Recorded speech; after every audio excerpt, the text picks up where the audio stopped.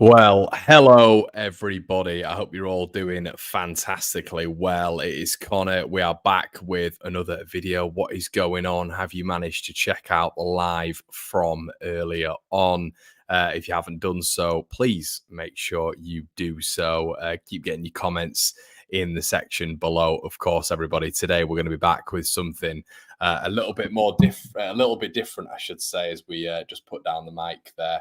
But yeah, let us know how you do. Did you enjoy the live this morning?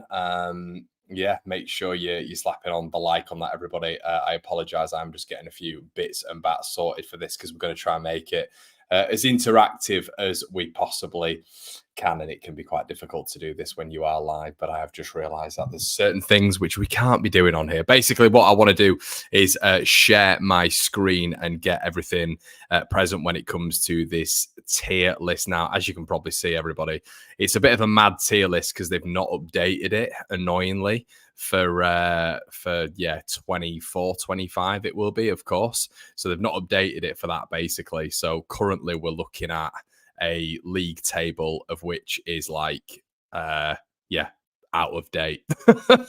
So if listen, I've got all the teams written down. We've got the reasons behind why I'm putting players teams where and why and all this sort of good stuff. So shout out to all of you. Presumably it's after work for you guys, or I don't know, you're just sort of like maybe going to work or whatever, but keep getting your comments in the section below. As I keep saying, everybody, make sure you check out the video, as I've mentioned earlier on, from Nancy. Ina's in the building. Afternoon all. How you, bud? Afternoon, Connor. Who's number one? Let me guess. Yeah, please, man. Please have a guess. Hit the likes. And surprise, Connor. Yeah, really appreciate that, everybody. Please smash a like. Done for the weekend, says Big Sean. Good man, mate. I'm 13. Ruvi, I never knew you were 13. It's good to know, because we never know what all your lot. I never know what any of your ages are or anything like that. So it's good to hear a little bit of understanding of where you are and what you're doing and that sort of good stuff. If you're in school, if you're not in school, if you're working, if you're not working. And anyway, yeah, you can see Birmingham here. You can see Rotherham here. You'll be able to see a couple of others as well, who we're just not going to include today. So, yeah, we might have to do a bit of an interactive job on this one. Right. Leicester as well. As I say, stick with me here, guys. So what I'm going to start with, so 24th. And if you want to get involved, everybody, make sure you get involved. And I'd actually really enjoy that if you want to get involved. If you want to get involved, let me know what you think in the comment section below. In terms of your positioning, but I'm going to start obviously with 24th. Bear with me here. Oh, who's it going to be with? It's Derby County. Okay, and that's how we're going to do it. Everyone, so like 23rd, 22nd, then it'll be obviously 17th, 18th, blah blah blah blah, or it'll be 21. Sorry, 20. Yeah, and we'll work it out anyway. Okay, so yeah, question: why a Derby County 24th? Paul Warne, quite simply. Paul Warne hasn't been successful with Rotherham. He's done okay. He's done okay when it's come to, obviously, had that miracle season with Rotherham, but overall, I just don't think he's a good manager, really, at this level. And I don't think he's shown that much. Derby County, it's going to be hilarious when we slap them up twice. Clip this up, because we will. But I've gone for Derby in 24th there, everybody. Let me know what you think in the comment section below. Reason behind that, I think Ben Osborne's an okay signing. I didn't actually realise he was a Derby fan, but there we go. But I just look at Caden Jackson, I look at Jerry Yates, and it just stinks of League One. And as Luke as well says, they've been getting battered in pre-season, smashed by Chesterfield. Guys, if you didn't catch that, 4-0. And I know, look, I know pre-season isn't an indicator, but oh my God, imagine just us coming up against Derby and just mauling them twice. I can't stand Derby. I can't stand them after that whole debacle. Lampard, Bielsa, I can't stand them. I really dislike Derby after that whole. I didn't care. I couldn't care less about Derby before that. But everything, the defecating on our changing room floor or whatever, the Lampard Bielsa thing. Oh my God, completely rattled by Derby County, I have to say, because Bielsa was like a granddad who at the end you just had to let go. But yeah, Derby in 24th fourth for me. As Rick says, please smash like and subscribe for the best LUFC content on YouTube. Thank you for your support. Thanks, everybody. Really appreciate that. So for next in the pyramid, we're going to be going Plymouth. Reason behind that is, look, I like Moamba, massive fan of Morgan Whittaker. They lose Morgan Whittaker, I think they're in big trouble because you don't replace that. Moamba obviously they got from Norwich. I think it was a really decent signing. Randall, when he came up against us a couple of times, I thought he was their best player in the middle of the park. I thought he was excellent in terms of distributing the ball. But I look at Ashley Phillips going back to Spurs. I don't think they're going to be able to replace that. And I genuinely believe with Wayne Rooney, it's almost like a poison chalice. Nothing more needs to be said on that, to be quite honest. Oxford, says Luke as well. Currently getting me through the 15-minute grueler on the Stairmaster. Tell you what, Jack, I've gone with the white wine, mate. So shout out to you, bud. Very jealous, my friend. Good afternoon, Connor. I'm going away for 10 days tomorrow. There we go. Lucky man. Yeah, some disagreements in the chat. Okay, so really maybe lazy from me, and you guys might agree with this, but next I'm going to go Oxford United. I actually think they've made some half-decent additions. I like Des Buckingham as a coach. I think Cameron Brannigan, who we've seen in that division for a long time, or part of the fabric really at Oxford for a while now. I think Will Volks is a good signing. Mizuni as well. They've got quality in that side. They have got quality in that side. Can they be consistent with it over a championship season? Do they need to get better quality? Obviously, Jacob Murphy, it's either Josh or Jacob, isn't it? One of the twins has gone to Portsmouth, which I think is a big loss for Oxford. So yeah, I've got them in at 22nd, but it wouldn't surprise me as well if they finish, 21st. And as Sean says, they could survive. They definitely could, mate. They definitely could. They have got a good balance, and I do rate Des Buckingham as a coach 100%. So we'll have to wait and see on that one, mate. But yeah, not the three going down. I've got Derby in last, Plymouth, and then Oxford. All right, what have we got next? We've got... Let me know what you think in the comment section below, everybody. Let's try find the badge on this one. I've never done a live one of these before. 21st, I've got Cardiff. Bullock, the manager, good or a bad coach? I'm still not 100% sure, to be honest with you. His second seasons aren't normally great. I don't actually mind the acquisitions of Willock and Callum Chambers. I think they're actually decent ones, decent additions for this level. But I'm just not sure on Cardiff. Can they keep that consistency throughout the season? Are they going to have as many dips as they did last season, which just, wasn't ideal? But yeah, I think we're going to see Cardiff just survive, to be quite honest with you. We're not going to win the league. Burnley or Sheffield United will, says Rich. Okay, so I've got Cardiff in 21st. Keep getting your thoughts in the comment section below, everybody, in terms of where you think people will land. 20th. I've got Watford now. It is all kicking off at Watford. Disputes off the pitch. Owners in doing the Pozo thing where it is like the Pozos are bozos. It's been great in terms of the partnership with Udinese, but I'm not 100% sure right now it's going in the right vein. That sort of relationship, that sort of partnership always goes down a dark point for me at some stage. And a Celtic B player has come in this season. I like Tom Cleverley. I think there's a real sort of ceiling for how he can go as a coach, but I actually envisage him getting picked off this season. It just doesn't look like a good scenario at Watford whatsoever. So I've got Watford actually just sort of surviving at 20th, which with the potential of the side that they have, I think they're in big trouble. I honestly do. I think they're in big trouble. So we'll have to wait and see on that one. But let me know what you guys think. 20th, we've got Watford. 19th, who have you guys got? I've got this on the back of one specific reason, and it is Blackburn Rovers. I think, we've got this the right way around, haven't we? Yeah, it's because they're confusing me, actually. So that's a Cardiff. We've got Cardiff in at 21st. Yeah. So should that be at the end? Should we have them at the end? Yeah, we'll have Cardiff at the end. So you guys know it's 21st. Cardiff, then we've got Watford in at 20th. And then we've got Blackburn in at 19th. So as I've mentioned before. I think Eustace is a strong manager. I think he's a strong manager. We saw what he was able to do with Birmingham at the beginning of the season. They were flying, beat us, and they looked really strong and defensively able. I think if they lose Schmodix, they're in big trouble. In terms of like big trouble, I mean, I don't know what Blackburn's expectations are, to be quite honest with you, but big trouble would be, if they're aiming for top 10, which I don't think Blackburn will be. So I think they'll be a little bit further down in 19th. In 18th, everyone, I've got Preston. If that will go there, will you go there? Yeah, in 18th, I've gone Preston.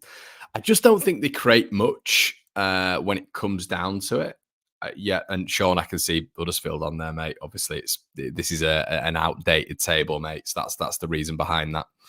But yeah, and I've just sort of like manipulated my graphics in there.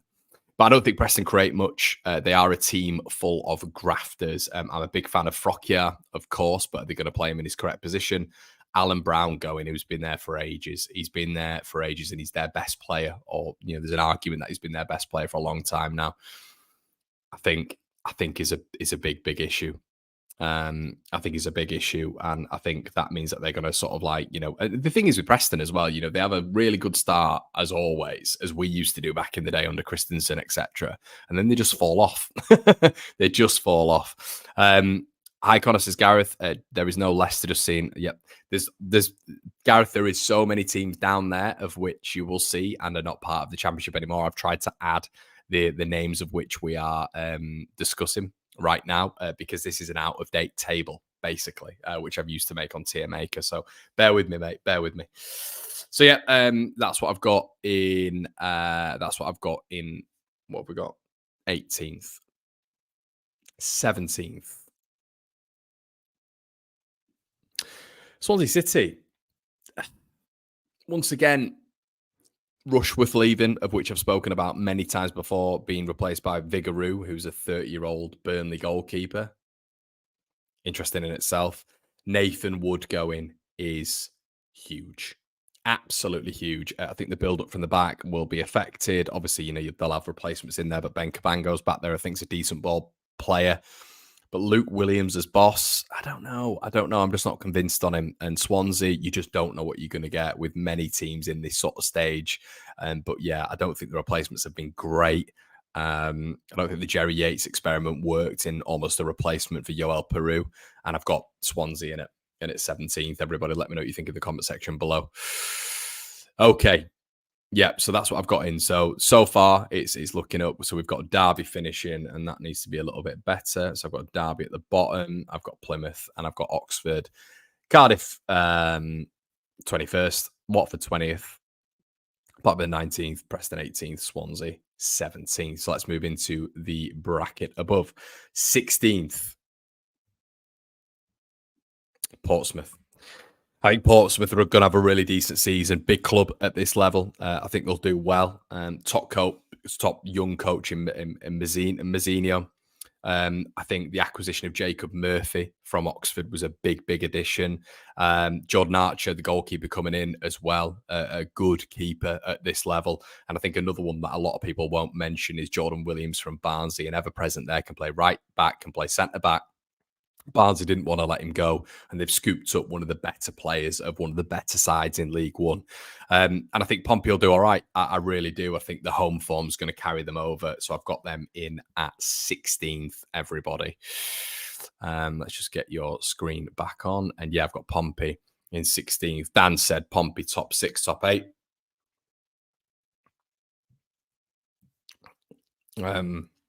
All I say, lads, is we'll see at the end of the season. How did your predictions go last night, Connor? Was it close? What's this, bud? What's this predictions in terms of what? Bielsa for England manager. We've seen a lot of comments. Guys, make sure you're slapping a like on the video. Shout out to you as well, Gareth, in terms of getting your shirt. I need to get something from the club, don't I, mate, in terms of a bit of backing for all the sponsorship I've done for the shirt. So 15th, I've gone Hull. Probably the first surprising one that you guys have seen in terms of Hull. The thing is, I just don't really get them. So it's all going off behind the scenes. They brought in Walter, who literally loves goals.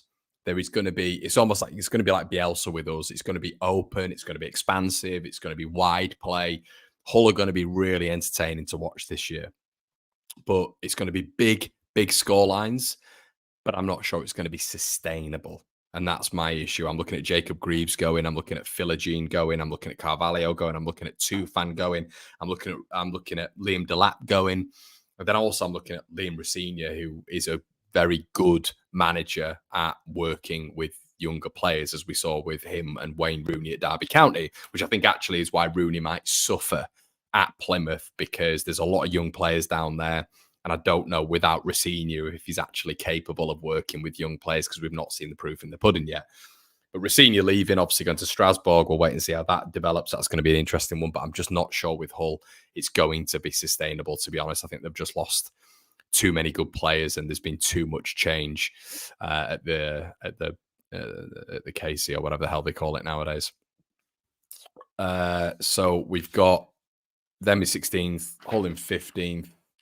And we're moving on to the next sheet. Another surprising one, Sunderland. Let me know what you guys think in the comment section below about this one. It's probably like the biggest one in terms of Sunderland. I've got them in 14th. I think Jack Clark goes, which could be a potential replacement that we might have for Crysencio Somerville. I think they're in massive trouble if Jack Clark goes. They've got a lot of players who I admire. Patterson, the goalkeeper, Ballard at the back, Dan Neil, Tri Hume, as you guys know. I absolutely love Tri Hume. I think he's a proper player. I think he'll develop into an exponentially better player than what he is right now. Pierre Ekwar as well. Ekwar in the central midfield, excellent ball carrier, top player. But there's too much youth. You know, they've got this policy consistently of trying to scout below 25. It's like, well, that's all well and good in terms of selling on a player, but if you're trying to build a squad for promotion, that's never going to be sustainable. So for me, there's no real balance in attack either if Clark is to go. You know, you look at the players that they've lost, you know, and you just wonder where that's going to be. Like, who's the striker? Like, who is Sunderland striker? I think, you know, since Ross Stewart, it's been a bit barren at Sunderland, to be honest. So I don't think they're going to, might be a tough team to beat or whatever, you know, when we're looking at Leeds maybe going up there and them selling out and stuff like that and being a bit of a tough nut to crack. But I don't think they're going to achieve anything that great, in my opinion, this season. Okay, so where else are we going? We are going to be going to 13th. And in 13th, I've got Stoke City. And do you know why, everybody? Because I'm absolutely sick to the back teeth of predicting every single season that Stoke are going to make it into the top 6, top 7, top 8. It's me. I've done it for the last 2 season predictors. I've got Stoke in top 6 every single time. And for me, I'm just annoyed at it. Like, I'm a massive fan of Berger. I'm a massive fan of Manhoof. I'm a massive fan of Victor Johansson, obviously the goalkeeper they just signed from Rotherham. I think they've got a lot of talent across the squad. But you just look at it and you think, you know, what's going to go on with Tyrese Campbell this season? You know, and you look at like all the goals that they might lose from him in respect of, you know, what Stoke are looking and putting up in terms of a threat. I just think to myself, yeah, it's 13th, and there's no real way to explain in terms of just like elaborating on this. I don't think there's going to be, you know, anything too different about that. Let's move on, shall we? Okay, so in 13th spot, everybody, we have got, in fact, sorry, in 12th spot we're in, aren't we? Bristol City. Now, who cares? Bristol City, I don't mind Liam Manning. I think he's all right. I think he did okay towards the back end of last season. I thought they were able to grind out some decent results. They did maybe better than expected last season throughout periods. I thought they got some real decent momentum. I actually think we halted a really good phase that they were in. I think signing Sinclair Armstrong from QPR is a big power move in respects of that mid-table bracket, and it's a really good move. But yeah, I don't think 12th is a bad move. You know, in terms of obviously them being able to achieve that. So let's go a bit higher anyway. 11th. Ooh, are they on here? They are indeed. Boo! Yeah, I think Harris coming back is a good move. I think it's a proper good move for Millwall. I think what you're going to get with him is he's going to emphasize their quality on set pieces. He's going to be very good in terms of squeezing the best out of the lads down there.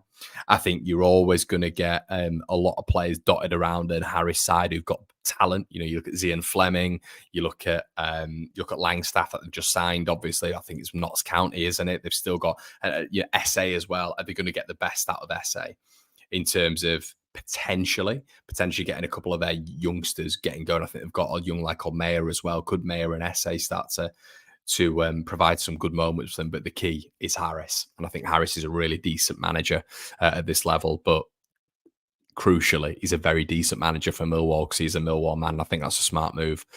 Okay, number 10, you guys probably getting a little bit more enthused now. I've gone Sheffield Wednesday. Now, why have I gone Sheffield Wednesday? Well, Danny Roll is obviously the main reason. I couldn't believe they managed to sign him down on a permanent deal. That was absolutely insane. But I think they've made some all right additions. I've seen some of them been hammered a little bit, but I think you've got to look at the coach and what the coach is working with. They've brought in Jamal Lowe. They've brought in Ben Hamer in terms of a goalkeeper. He's not going to absolutely set the world alight, but it's a decent addition at this level. Jan Valery, obviously ex Southampton back in the heyday and stuff like that. Decent pickups. But I think for Sheffield Wednesday to really reach that top level, they simply have to buy some better quality players when it comes to Championship. Like they've got rid of a lot of deadwood and a lot of fringe players, which I think Sheffield Wednesday have had to do for a while now. But the reason they are 10th in this table is Danny Roll, and that's it, really. And the biggest signing they've got so far is simply getting him on a bigger contract. Okay, let's go a little bit higher, shall we? So 10th in the table, Sheffield Wednesday. 9th, I've got West Bromwich Albion.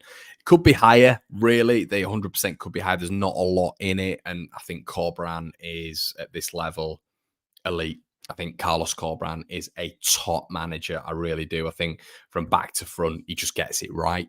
And he's been really unlucky in his career. This guy was literally, a game away from getting Huddersfield promoted with a tragically bad squad, and he able to really squeeze that juice and get the best out of that Huddersfield side. I rate him massively as a coach. I just think the playoff picture is pretty strong for Championship level, and I think Paddy McNair coming in as your sort of major signing right now isn't strong enough. And I'm going to get into why. It's not a damning indictment on West Brom. I think it's more of a sort of good sort of, I don't know, a good sort of compliment to a lot of the teams in and around those spots, really. Let's make me a little bit bigger there. Okay, 8th.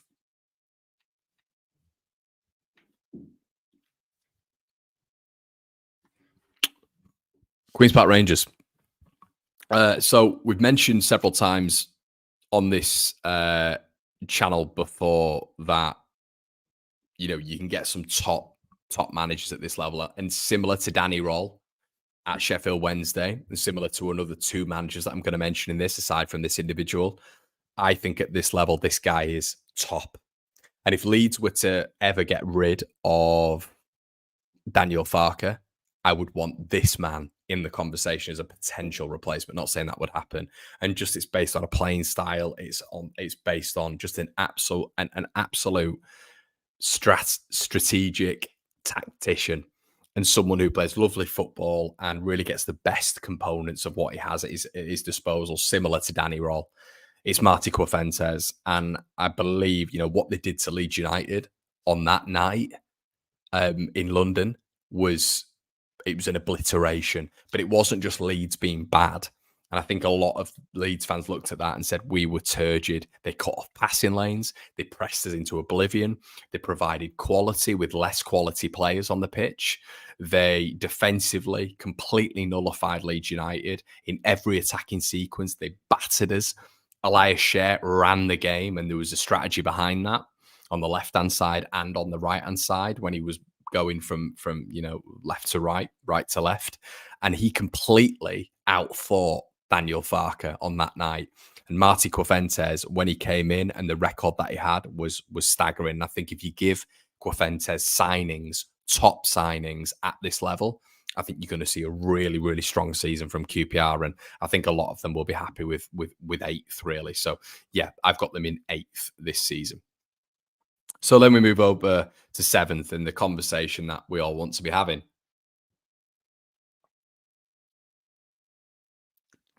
Playoffs and above. So just below the playoffs, I'm going to go with Middlesbrough.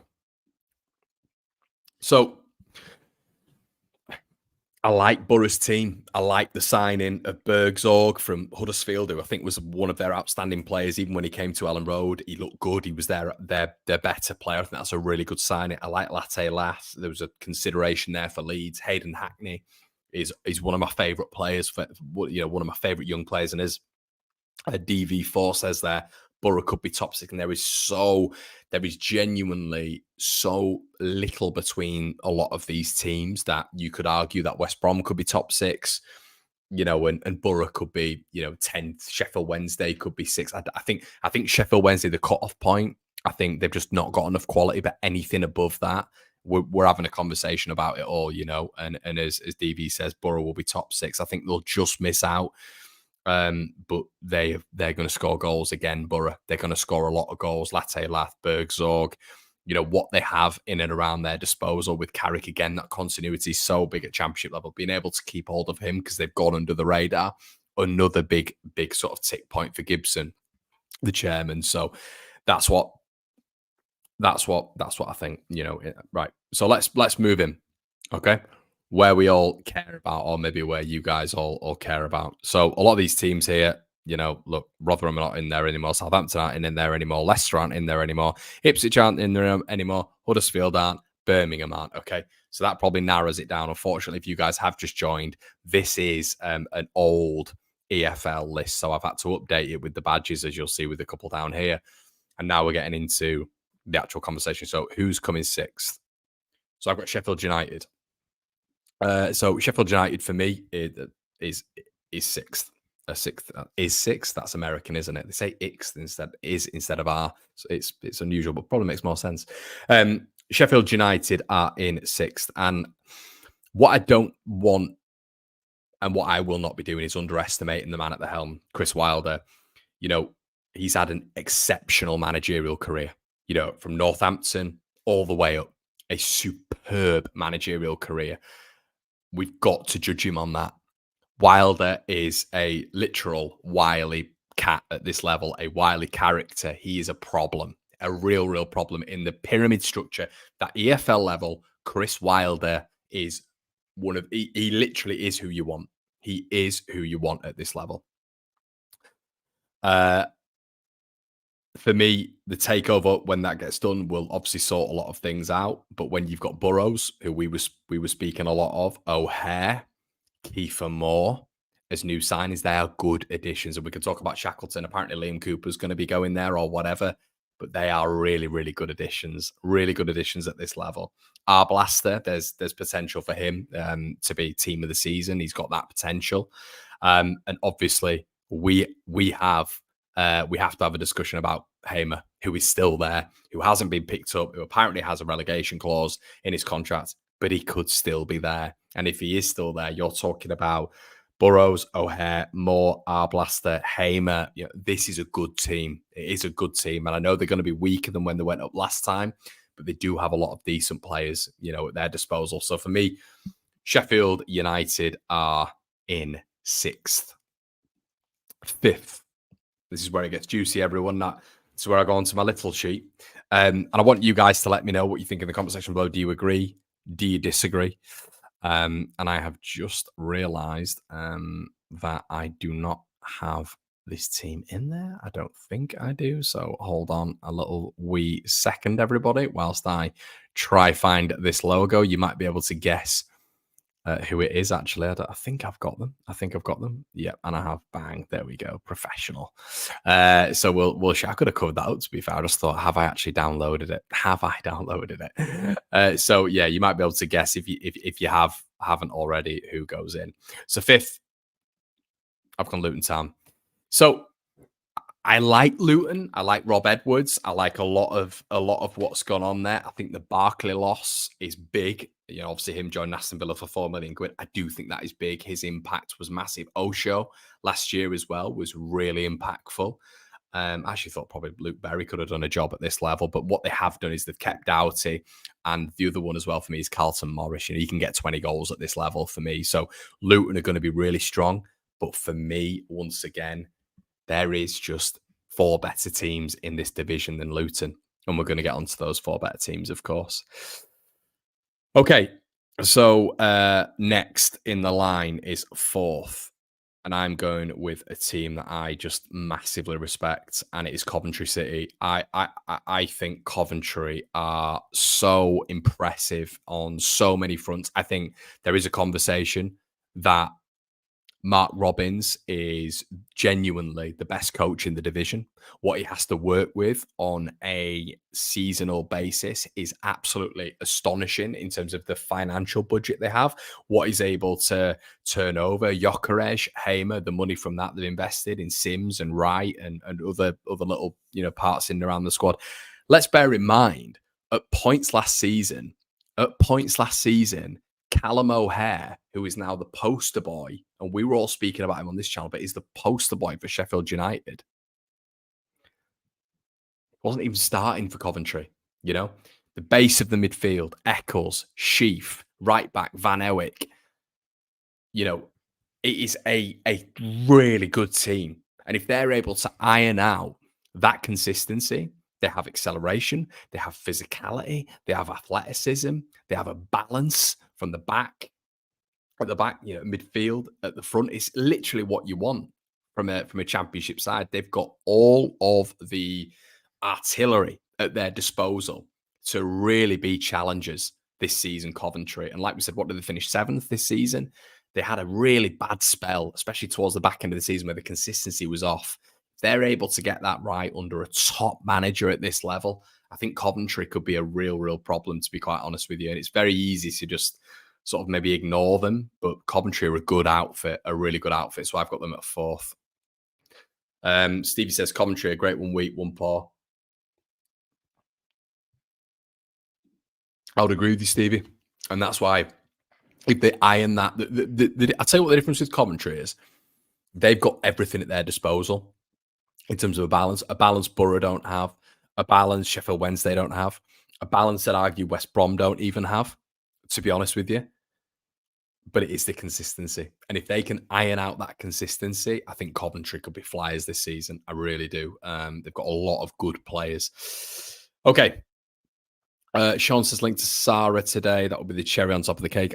What I do, Sean, is watch the video earlier on with Nancy Frost and the Leeds United journalist from the Athletic, and she gives an answer on Gus Hamer. Okay, 3rd.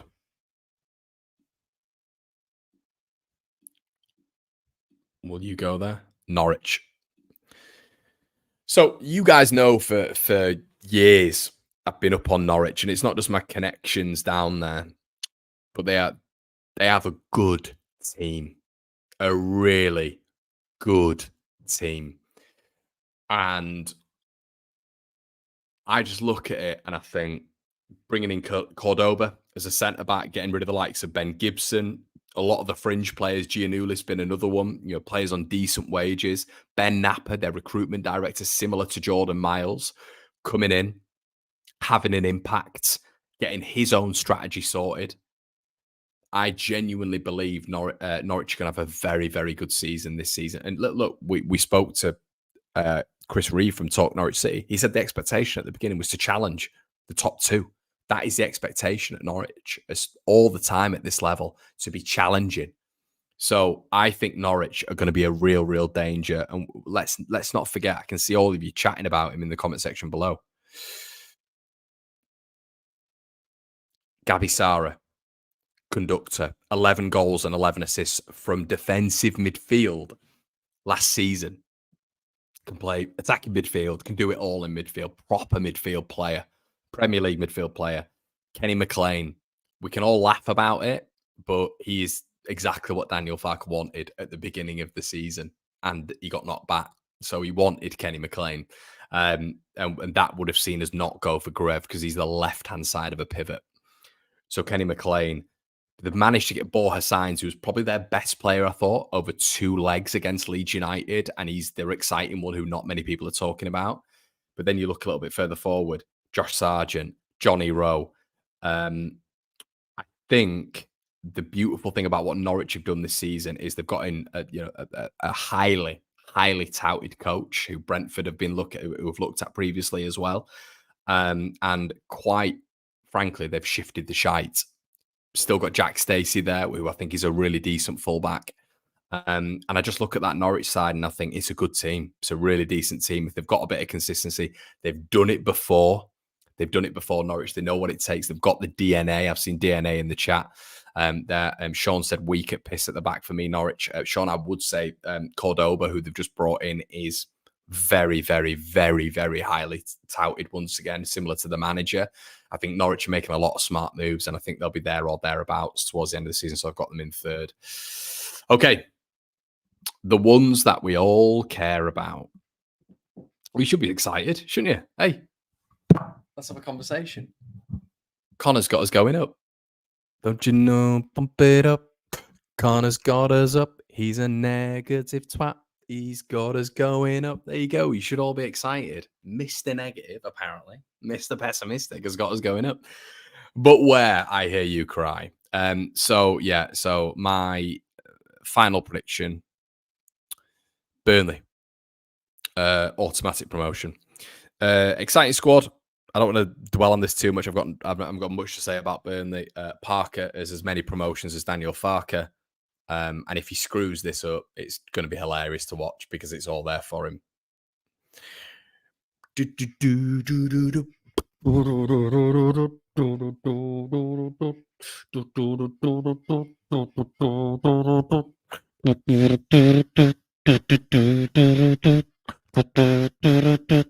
There you go. That's what I've gone for. Do you want to have a look at it again? One more time. One more time. Yeah. I have us pissing the league. No, I don't. But I do have us winning the league. No notes. As you can see, I've got 3 pages of notes here. And I'm just going to shoot from the hip. Manager with 2 promotions on his CV. A squad right now who Sheffield United, Burnley, Luton can't compete with. We have the best team, in my opinion, by a country mile. And I will argue with anyone on that fact right now. Right now, we have more depth, quality and depth than anyone else. They are looking to bring in another fullback. They are looking to bring in another number 8, as we know, with Jubicic. They're looking exceptionally good in pre-season. The press that I saw against Hanover was something where I looked at it and went, okay, that's very, very impressive. I've not seen that before. The adaptability of the manager going to a 3-4-3 as opposed to just sticking with a 4-2-3-1 is massively advantageous and helps my psychological print. If he doesn't show adaptability and he continues with the 4-2-3-1 and he continues to take time with subs and mismanages subs, I would be ruthless with him. I'd be ruthless with the manager if I'm the 49ers, because this squad, especially if we keep hold of this squad, let's go through it, shall we? Melier, Darlow, Cairns, depth at this level. Bogle, unbelievable signing. Best right back in the division for me. Name one other. In the chat, or opposing fans, name another. Back 3, of which you've literally signed another player, in essence, getting Verba back, who played at the Euros with a very, very good Ralph Rangnick Austrian side. Rodon, Strauk, you literally have back now, who's had his operation, he's recovered. Strauk is already one of top 3 centre-backs in the division. The balance at the back is excellent if you wanted to go to a back 3, because Rodon is the quicker of the 3. His recovery pace coming to when you're looking at a centre back and his development in terms of bringing the ball out from the back is very, very good and had developed last season because the onus was on him instead of Strauch. You have Ethan Ampadu, who is arguably the best central midfielder in the division and can go at the back as well. He has now been exposed to 6 months, 5 to 6 months of being a centre back. He can work in a back three as he did at Sheffield United. He's worked in a back three in pre-season, and he can work in a back two as well, which he did with Joe Rodon. On the left-hand side, you've got a left back who at this level is a cheat code in Junior Firpo if he can stay fit. And with them looking at another fullback as well, that makes me exponentially better mentally. In central midfield would be the weakest, I would say, Leeds are at. Charlie Carew, young lad, we'll have to wait and see what happens with him. I don't want to put too much pressure on him. Rothwell, I like as a signing, but I think we can get even better if we're looking at that.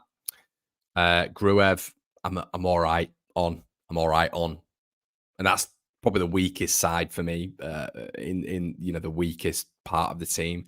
Gruev's okay. I like him. He does a job, but I need to see more from him. And what I saw against Hanover was him actually getting beyond the halfway line and passing beyond the halfway line. And Ethan Ampadu in there as well, who is for me is an out-and-out number 6, not an 8. So Leeds need development in that midfield. If we need a lock picker, we need a lock picker. We've spoken about Ben Rama before, years gone by, Buendia. We've spoken about Elias Scher. Look, these are your lock pickers. But what we're going to need is if we're playing a 4-2-3-1, a deep lying lock picker.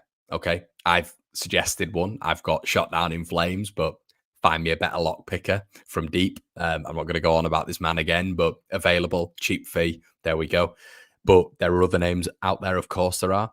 Going forward is a joke. And this is why there's pressure on Mr. Farker. There's pressure on Mr. Farker, and I don't want to angle this video to that because he should embrace the pressure, but he has to get promoted with this team. Top 2. I'm not top 3s. No, we're not talking about Leicester, Southampton. We're not. There might be a good team this year, but we're by far right now.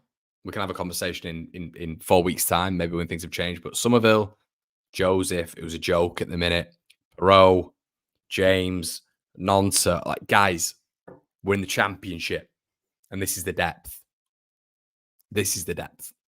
So Leeds are going to win the league, and we're going to win it because we're better balanced. We've got more depth, and we've got a manager who's done it twice. Now, we know other managers in this division have won promotion, Wilder, Parker, etc. But with this squad, no excuses from me. That's been it from me, everybody. I've been going on for about 45 minutes. I hope you've enjoyed it. I really hope you do. Please let me know what you think in the comment section below. We've also got to look at Brendan Aronson as well, who we haven't mentioned, who's come back, who's going to be like a new signing. You got 2 new signings in Verber and Aronson coming back to Championship level. Listen, massive. But guys, let me know what you think in the comment section below. Really appreciate it. Really appreciate all your support. Make sure you like the video. Check out the video earlier on, I should say, from Nancy. It's been over 2 hours worth of content today because we've done a Patreon video as well, which will be uploaded after this. Guys, it's been an absolute pleasure. Like, comment, and subscribe. See you on the other side. Cheers.